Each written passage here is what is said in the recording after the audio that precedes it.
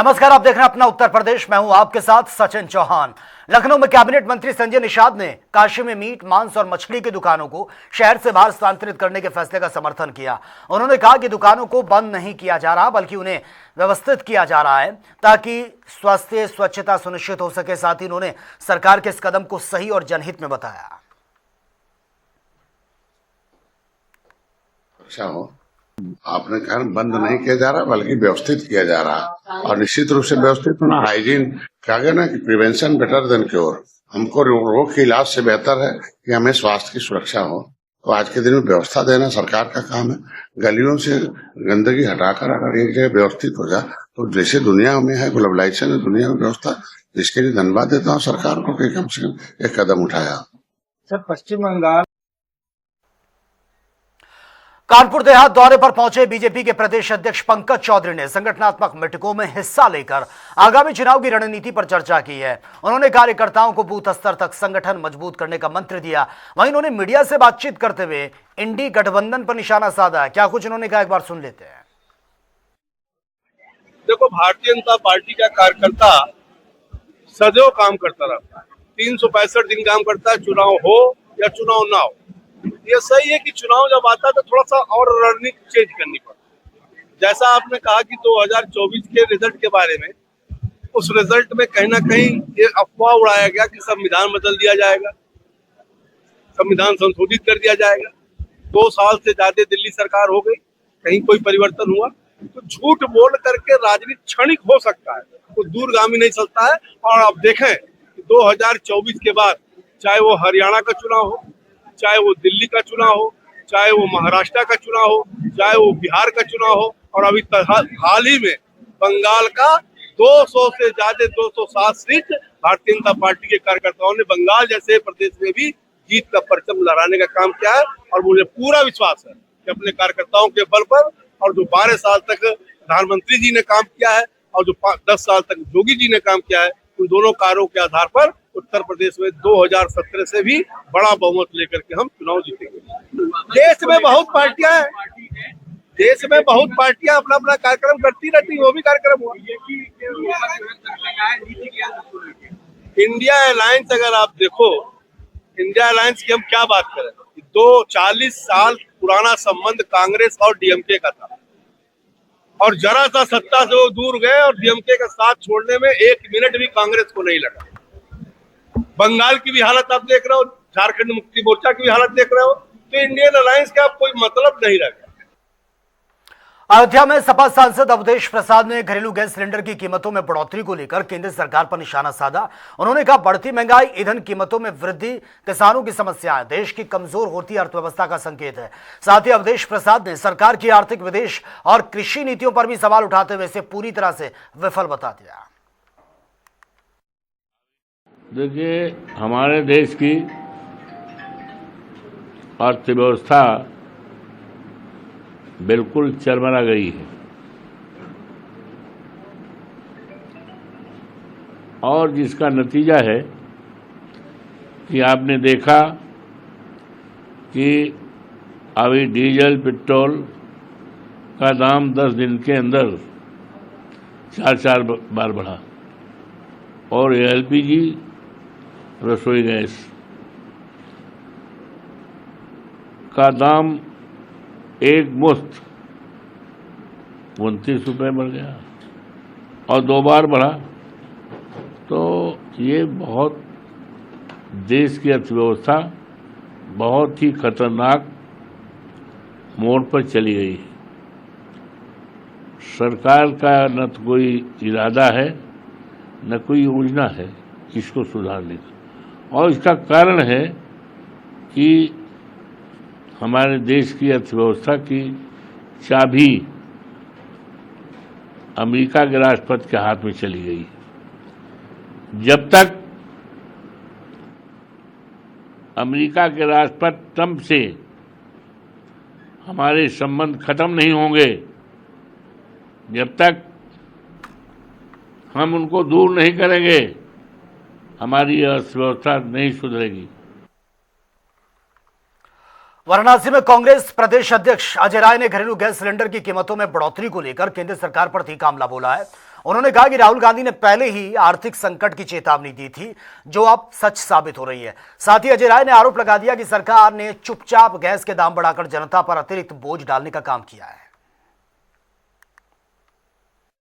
राहुल जी ने जो देखिए, हमारे नेता आदरणीय राहुल जी ने जो कहा कि आर्थिक सुनामी आने वाली है, तो उन्होंने बहुत सोच समझ कर चीज़ों को कहा। और जब भी उन्होंने कहा है, चाहे वो कोरोना के काल में कहा हो, चाहे नोटबंदी के समय कहा हो, चाहे जीएसटी जब लगी तब कहा हो, जो कहा है वो 100% सही हुआ।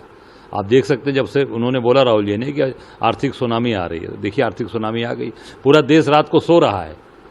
जब देश सो रहा है तो चोरी छिपे सरकार ने गैस के दाम बढ़ा दिए। इससे साबित होता है कि मन सरकार की भावनाएं कैसी हैं, कैसी सोच है कि ये लोग पूरी तरीके से देश को बर्बाद कर रहे हैं, देश को ठगने का काम कर रहे हैं।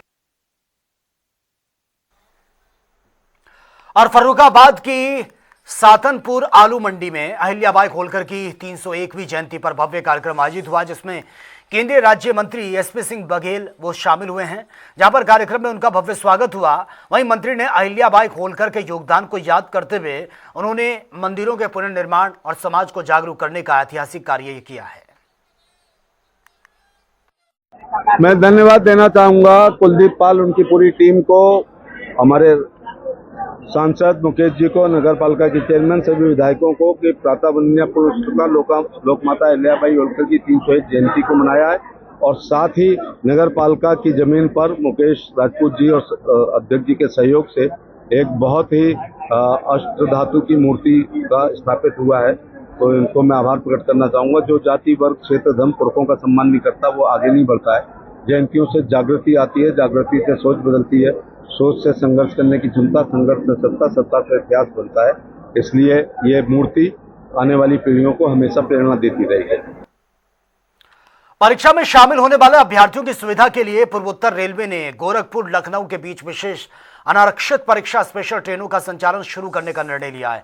आपको बता दें कि डीआरएम गौरव अग्रवाल के निर्देश पर 10 जून तक कई विशेष ट्रेनें चलाई जाएंगी। इन ट्रेनों का उद्देश्य आरक्षी भर्ती सहित विभिन्न प्रतियोगी परीक्षाओं में शामिल होने वाले छात्रों को सुरक्षित सुगम यात्रा उपलब्ध कराना है। साथ ही प्रत्येक ट्रेन में 12 अनारक्षित कोच लगाए जाएंगे, जिसमें भीड़ प्रबंधन और यात्रा आसान होगी।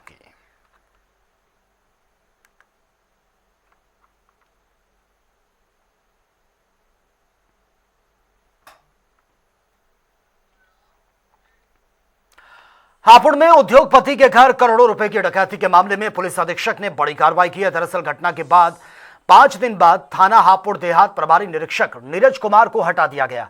उनकी जगह पारस मलिक को नई जिम्मेदारी सौंपी गई है। फिलहाल गन पॉइंट पर सनसनीखेज डकैती के खुलासे के लिए पुलिस की टीमें लगातार इस मामले को लेकर जुटी हुई हैं। और फतेहपुर के हिकमत उल्लाह पार्क में महिलाओं और बच्चों के सामने हुई सनसनीखेज मारपीट मामले में पुलिस ने त्वरित कार्रवाई करते हुए 3 आरोपियों को गिरफ्तार किया, जिसके बाद बेल्ट चाकू से हमले के आरोपियों को पुलिस ने गिरफ्तार कर लिया, न्यायालय में पेश किया। तस्वीर आपके सामने, जिस पर एसपी ने यह साफ कहा कि सार्वजनिक स्थानों पर गुंडागर्दी करने वालों के खिलाफ सख्त कार्रवाई इसी तरह से जारी रहेगी।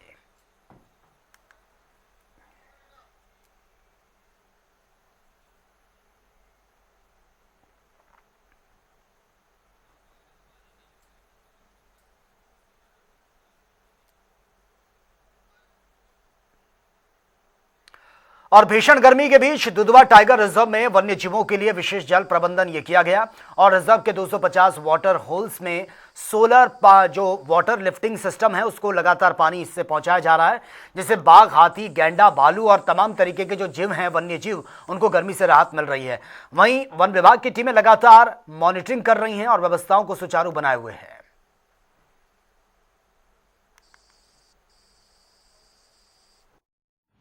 इस बार दुधवा टाइगर रिजर्व में हम लोगों का तैयारी पहले से 3-4 महीने के पहले से शुरू हो गया।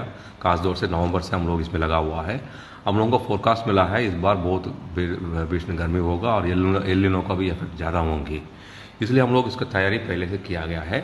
नवंबर से हम लोग कई NGOs का जैसे सैक्रेड हेल्थ फाउंडेशन है और हेरिटेज फाउंडेशन है, ICH फाउंडेशन है, इन लोगों को बुला करके और हमारा सरकारी काम को भी लगा करके कई वाटर्स को डिसिल्टिंग किया है और 50 के ऊपर वाटर वर्क्स में सोलर पावर का वो सूर्य ऊर्जा से वो वाटर लिफ्टिंग का व्यवस्था किया गया है।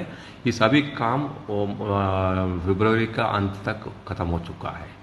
इसलिए वो अभी आने वाला समय में मार्च, अप्रैल, मई, जून में हम लोगों का राहत मिला है। अब मैंने अभी खुद निरीक्षण करके देखा गया था, सभी वाटर वर्क्स में पानी था और सभी में कुछ प्राकृतिक रूप से वो है, कुछ हम लोग। और फतेहपुर के हिकमतुल्लाह पार्क में महिलाओं और बच्चों के सामने हुई सनसनीखेज मारपीट मामले में पुलिस ने त्वरित कार्रवाई करते हुए 3 आरोपियों को गिरफ्तार किया है, जिसके बाद बेल्ट और चाकू से हमले के आरोपियों को गिरफ्तार कर न्यायालय में पेश किया गया है और जिस पर एसपी ने यह साफ कह दिया कि सार्वजनिक स्थान पर गुंडागर्दी करने वालों को किसी भी कीमत पर बख्शा नहीं जाएगा, उनके खिलाफ सख्त कार्रवाई रहेगी। फिलहाल यहां रुकेंगे एक छोटे से ब्रेक के लिए, लेकिन ब्रेक के बाद भी जनता टीवी पर खबरों का सिलसिला लगातार जारी है।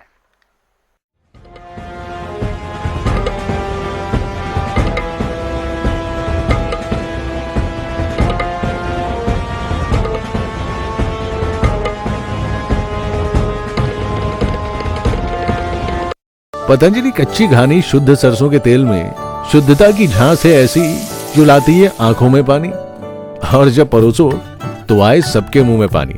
स्वाद और शुद्धता का मेल, पतंजलि कच्ची घानी सरसों का तेल।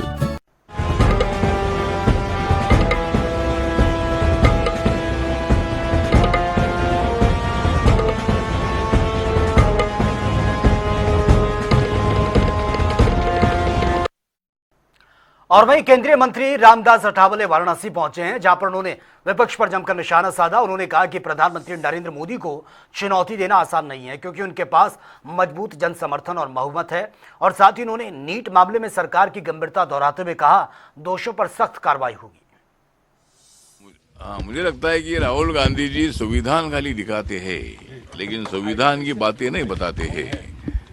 तो संविधान में जो बातें हैं, ये बातें बताने के लिए राहुल गांधी भूल जाते हैं और ये संविधान बदलेंगे इसी तरह का नेगेटिव प्रचार करके, नेगेटिव प्रचार करके उन्होंने लोकसभा में तो अपना फायदा ले लिया।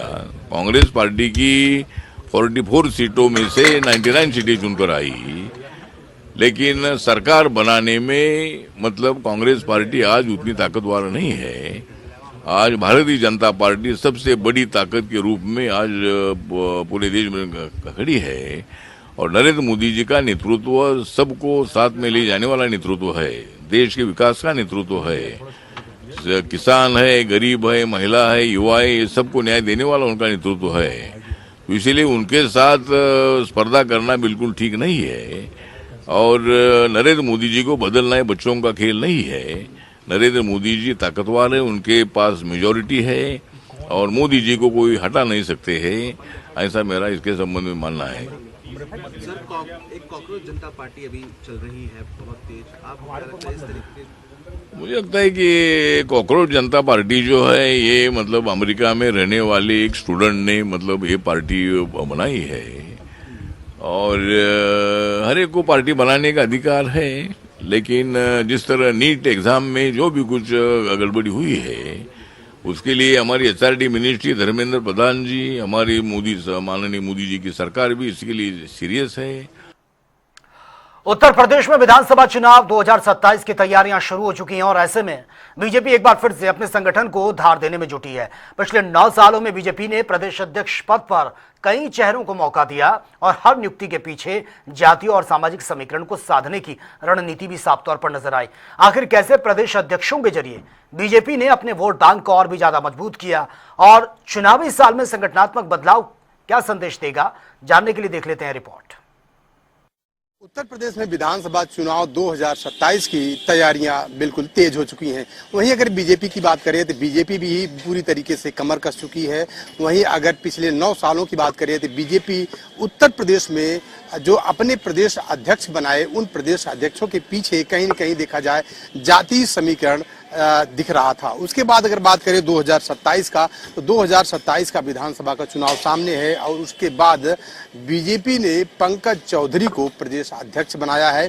पंकज चौधरी के सहारे अगर देखा जाए तो बीजेपी अपने वोट बैंक को, जातीय समीकरण को साधने की पुरजोर कोशिश करेगा, क्योंकि इसके पहले भी जितने प्रदेश अध्यक्ष बनाए गए, जाति समीकरण को देखते हुए, सामाजिक समीकरण को देखते हुए बीजेपी ने अपने प्रदेश अध्यक्षों की नियुक्ति की थी। लेकिन क्या बीजेपी इस बार भी अपने वोट बैंक को, अपने जो उसके जाति समीकरण है उसको बचाने के लिए, या पीडीए की काट को देखते हुए पंकज चौधरी को प्रदेश अध्यक्ष बनाया है? पंकज चौधरी किस तरीके से भारतीय जनता पार्टी को हैट्रिक दिलाने में कामयाब होते हैं, ये तो आने वाला वक्त बताएगा। देखिए, पहली चीज तो अखिलेश यादव जी का जो पीडीए है वो सिर्फ party of Dimple and Akhilesh है। उस पार्टी में सिर्फ डिंपल जी हैं और अखिलेश जी हैं, बाकी किसी का कोई वजूद नहीं है। और जहां तक बात रही भारतीय जनता पार्टी की, तो ये कार्यकर्ताओं पर आधारित पार्टी है। यहाँ हर कार्यकर्ता को मौका है, कोई भी कार्यकर्ता किसी भी पद तक पहुंच सकता है। निश्चित रूप से हमारी डबल इंजन की सरकार ने उत्तर प्रदेश में जो काम किया है, डेवलपमेंट का जो मॉडल बनाया है, उसको लेकर हम जनता के बीच में जाएंगे। और जनता ने हमें पहले भी मौका दिया है, आगे फिर से मौका देगी। देखिए, मैं रमेश कलाल अमरोहा जिला से हूँ। 2027 का चुनाव जो है भारतीय जनता पार्टी के पक्ष में जाएगा, क्योंकि आज देश के पास, न प्रदेश के पास लीडरशिप नहीं है, ना कोई नेता है, ना कोई पार्टी है, उनके पास कोई मुद्दा नहीं है। इस कारण से भारतीय जनता पार्टी, माननीय योगी जी फिर तीसरी बार मुख्यमंत्री बनने जा रहे हैं। रही विकास की बात, विकास जितना हुआ है वो पहले कभी नहीं हुआ। चाहे सड़कों के मामले में देख लीजिए, चाहे शिक्षा के मामले में देख लीजिए, चाहे स्वास्थ्य के मामले में देख लीजिए, सड़कों के बारे में देख लीजिए। 80 करोड़ लोगों को फ्री अनाज दिया जा रहा है। भाई साहब, किसी सरकार ने दिया है क्या? गरीब को किसी को दिया है क्या? एक आत्म मानववाद जो जिनका पंडित दीनदयाल जी का नारा था, वो हकीकत में आज ही इस सरकार के रहते ही वो उपयोग में हो रहा है। भारतीय जनता पार्टी की सरकार 2027 में फिर पुनः रिपीट होने जा रही है। बाबा जी के नेतृत्व में जो काम हो रहा है, जो अपराधियों का पर शिकंजा कसा गया है, जो जितने तमाम गुंडे मवाली उत्तर प्रदेश के थे, सबको ठिकाने से लगाया गया है। इस कारण भारतीय जनता पार्टी की सरकार हमारे उत्तर प्रदेश में और देश में बनेगी। संगठन में भी बदलाव होने वाला है। संगठन में भी सब जाति विशेष को ध्यान में रखते हुए पार्टी सर्व समाज के हित के लिए सब समाज को एडजस्ट करने का काम करेगी। वीडियो जर्नलिस्ट हमजा के साथ राजेश यादव, जनता टीवी, लखनऊ। अब देखिए, पार्टी को जो अच्छा लगेगा, प्रदेश अध्यक्ष जी को जो अच्छा लगेगा, और जो उत्तर प्रदेश की जनता जो चाहती है, फिर से 2027 में माननीय मुख्यमंत्री जी को फिर से उत्तर प्रदेश की सत्ता सौंपना चाहती है, तो जनता का मूड देखते हुए पार्टी अपने हिसाब से काम करेगी।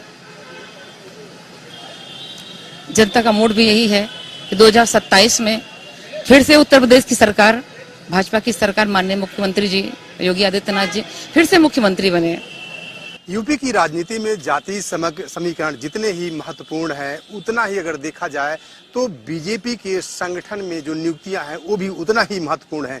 क्योंकि पिछले 9 वर्षों की अगर बात की जाए तो 9 वर्षों में जो प्रदेश अध्यक्ष बनाए गए, उनकी अगर देखा जाए तो उनकी भी नियुक्तियां इसी आधार पर बनाई गई, जाति समीकरण को देखते हुए। लेकिन 2027 का जो विधानसभा का चुनाव है, 2027 का जो महासंग्राम है, इस महासंग्राम में किस तरीके से देखा जाए, जो प्रदेश अध्यक्ष हैं पंकज चौधरी किस तरीके से हैट्रिक लगा पाने में कामयाब होते हैं, ये तो आने वाला वक्त। तो चलिए अब बात होगी तमाम खबरों की ताबड़तोड़ अंदाज में। अयोध्या में बीजेपी से जुड़े 2 नेताओं के बीच गहराया विवाद। किसान मोर्चा से जुड़े राघवेंद्र प्रताप तिवारी ने सचिदानंद पांडे पर धनराशि हड़पने और धमकी देने के लगा दिया आरोप। राघवेंद्र प्रताप ने की है जांच और सुरक्षा की मांग। जयपुर के राहुल मिश्रा को मिले हैं खोए हुए पेट्स जोजो और जॉनी। बांके बिहारी मंदिर के पास से बरामद किया गया। पपेट्स के सुरक्षित मिलने के बाद पुलिस से ई रिक्शा चालक पर किसी भी तरह की कानूनी कार्रवाई नहीं करने का अनुरोध किया गया। फर्रुखाबाद के कायमगंज तहसील में संपूर्ण समाधान दिवस पर डीएम अंकुर लाठर ने की है 216 शिकायतों की समीक्षा। लापरवाही पर एक लेखपाल निलंबित कर दिया गया, दूसरे को दी गई है प्रतिकूल प्रविष्टि। राजस्व शिकायतों के निस्तारण के लिए जून महीने में विशेष अभियान के निर्देश। कानपुर पुलिस के हाथ लगी है बड़ी सफलता। कल्याणपुर पुलिस ने घरों में चोरी करने वाले गिरोह का खुलासा किया। गैंग के 2 शातिर चोरों को गिरफ्तार किया गया। दिल्ली होटल अग्निकांड के बाद कानपुर विकास प्राधिकरण सख्त हो गया है। मानक विहीन बेसमेंट और वाहनों पर कार्रवाई तेज। नाला रोड इलाके में भी सीलिंग की कार्रवाई। कई भूखंडों और भवनों को चिन्हित कर जारी किए गए नोटिस। कानपुर में युवक ने होटल के कमरे में फांसी लगाकर की आत्महत्या। होटल कर्मियों ने पुलिस को इन्फॉर्म किया। घर वालों से पार्टी में जाने का बोलकर निकला था युवक। चंदौली में अलीनगर के पटपुरा गांव में युवक की गोली मारकर अज्ञात बदमाशों ने वारदात को अंजाम दिया। इलाज के दौरान घायल ने अस्पताल में दम तोड़ दिया। सीसीटीवी और अन्य साक्ष्यों के आधार पर जांच कर रही है पुलिस। सहारनपुर में जनकपुरी पुलिस ने 2 महिला चोर को गिरफ्तार किया। ज्वेलरी शॉप से चोरी की थी सोने की अंगूठियां। 2 वांछित अपराधियों को भी गिरफ्तार कर लिया गया। अलीगढ़ में बीते दिनों में डबल इनकाउंटर में मजिस्ट्रियल जांच। एसएसपी नीरज जादौन के नेतृत्व में हुए एनकाउंटर में 2 बदमाशों की हुई थी मौत। दर्जनों महिलाओं से लूट मामले में 2 बदमाशों का एनकाउंटर हुआ था। मथुरा में बांके बिहारी के दर्शन के दौरान मध्य प्रदेश के श्रद्धालुओं की तबियत बिगड़ने से मौत। पुलिस ने शव को पोस्टमार्टम के लिए भेजा। महंगाई और बेरोजगारी के खिलाफ प्रतापगढ़ में सपा ने खोल दिया मोर्चा। जनहित के मुद्दों को लेकर सपा विधायक ने बीच सड़क पर तबला बजाकर विरोध किया। कानपुर में फाइनेंसर और कार मालिक के बीच मारपीट, जमकर लात घूंसे भी चले हैं। पुलिस के सामने ही दोनों आपस में भिड़ गए। नोएडा से सामने आया दर्दनाक और चौंका देने वाला मामला। युवक को अपनी मां पर चाकू से किया गया ये वार। वारदात के बाद से 5वीं मंजिल से कूदकर आत्महत्या कर ली है। घटना में महिला अस्पताल में भर्ती है, इलाज चल रहा है। फर्रुखाबाद में जमीन बंटवारे के विवाद में बुजुर्ग महिला को गोली मार दी गई है। गंभीर हालत में अस्पताल में एडमिट किया गया। तहरीर के आधार पर जांच कर रही है। कानपुर देहात के शिवली में चर्चित जमीन का विवाद सुलझ गया। विक्रेता ने अपनी गलती को एक्सेप्ट किया। फौजी बलराम सिंह को मिली है जमीन। शुरू हुआ निर्माण का काम। पूर्वांचल एक्सप्रेस वे पर ड्रिंक एंड ड्राइव का मामला सामने आया। भारी वाहन चालकों की हुई है जांच पड़ताल और ब्रेथ एनालाइजर से यह जांच की गई। बहराइच में स्मॉग तस्करी की गिरफ्तारी के बाद एसएसबी का बड़ा एक्शन देखने को मिला। पुलिसकर्मियों की भी तलाशी ली गई। चंदौली पुलिस को मिली है बड़ी सफलता। चहनिया लूटकांड का किया खुलासा। असले के बल पर राहगीरों को लूटने वाले 2 शातिर मुठभेड़ में गिरफ्तार। चंदौली में नेशनल हाईवे 19 पर दिखा तेज रफ्तार का कहर। सड़क पार कर रहे बुजुर्ग और अज्ञात ट्रक ने मारा और कुचल दिया। मौके पर ही मौत हो गई है। वाहन समेत चालक फरार बताया जा रहा है।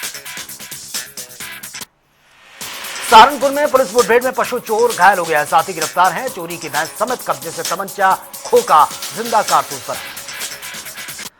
बजनौर में मंदिर से नाग देवता की मूर्ति और दान पात्र की रकम चोरी। गार्ड की सतर्कता से पकड़ा गया आरोपी सादा। पुलिस ने मूर्ति और नकदी भी बरामद। बदायूं में उजानी कोतवाली इलाके में दर्दनाक हादसा। ट्रेन की चपेट में आने से महिला की मौके पर मौत। परिवार में कोहराम मच गया। औरैया में खुदरकोट इलाके में रोटावेटर ट्रैक्टर की चपेट में आने से युवक की मौत हो गई। खेत की जुताई के दौरान यह हादसा हुआ। परिजनों में कोहराम मच गया। अंतर्राष्ट्रीय योग दिवस के लिए योग जागरूकता अभियान की शुरुआत। 1090 चौराहों पर योगाभ्यास से योग अभ्यास व्यापारी, बुजुर्ग, महिलाओं समेत सभी ने बढ़ चढ़कर हिस्सा लिया। बदायूं में 15 वर्षीय किशोरी की फंदे से लटकता हुआ शव मिला है। घटना से गांव में शोक की लहर। जांच कर रही है पुलिस। बदायूं में बेटे की मौत के बाद गहराया विवाद। बहू और मायके वालों के डर से बुजुर्ग महिला ने खुद को घर में कैद कर लिया है। मौके पर पहुंची है पुलिस, कर रही है जांच। इटावा में अंतर जनपदीय वाहन चोर गिरोह का भंडाफोड़। 4 शातिर गिरफ्तार। 5 चोरी की बाइक, 9 चेसिस और तमंचा, बाइक काटने का उपकरण बरामद। बाराबंकी में निकाह के 5 घंटे बाद तलाक हो गया है। मेहर और दहेज विवाद के बीच दुल्हन ने ससुराल जाने से किया इनकार। बिना दुल्हन के लौट गई बारात। चंदौली पुलिस ने अंतरराज्यीय वाहन चोर गिरोह का भंडाफोड़ कर दिया। 5 शातिर गिरफ्तार हैं। चोरी की 6 मोटरसाइकिल बरामद। बिहार में बेचते थे वाहन। मिर्जापुर रेलवे स्टेशन पर टल गया बड़ा हादसा। बागमती एक्सप्रेस में चढ़ते समय महिला ट्रैक पर गिरी। जीआरपी ने सुरक्षित निकाला। अस्पताल में उपचार जारी। चंदौली पुलिस का ऑपरेशन वज्रपात सोशल मीडिया पर हथियारों का प्रदर्शन करने वाले 64 गैंग चिन्हित, 49 मुकदमे दर्ज, 187 लोगों पर कार्रवाई। फिरोजाबाद में कपड़े की दुकान में भीषण आग लग गई है। लपटें देखकर अफरा तफरी मच गई। स्थानीय लोगों ने कड़ी मशक्कत कर आग को कंट्रोल किया। नुकसान हुआ बड़ा हादसा। सहारनपुर में यातायात नियम तोड़ने वालों पर बड़ी कार्रवाई। मॉडिफाइड साइलेंसर और हूटर लगाने पर 13 दोपहिया वाहन सीज कर दिए। फतेहपुर में पार्क में हुई सनसनीखेज मारपीट का खुलासा। बेल्ट और चाकू से हमला करने वाले 3 आरोपी गिरफ्तार। पुलिस ने आरोपियों को जेल भेजा।